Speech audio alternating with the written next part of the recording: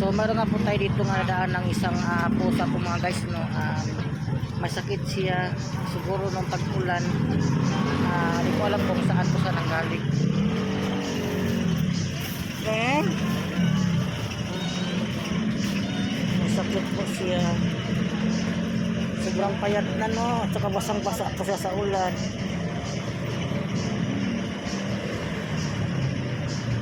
So ayan po, dadaanan lang po siya ng mga tao rito.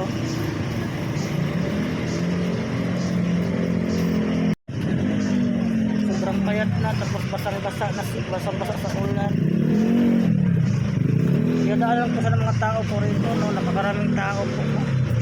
Dadaanan lang po siya dito.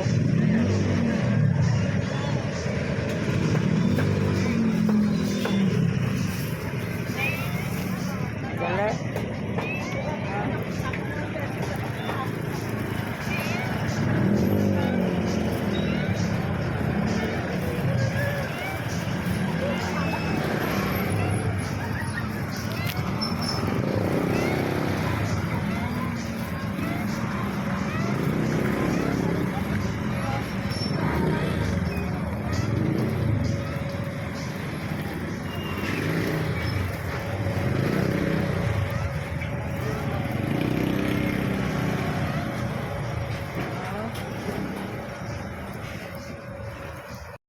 Huwag ka alis dito, ha. May kukuha sa'yo. Alam ko masakit ka na.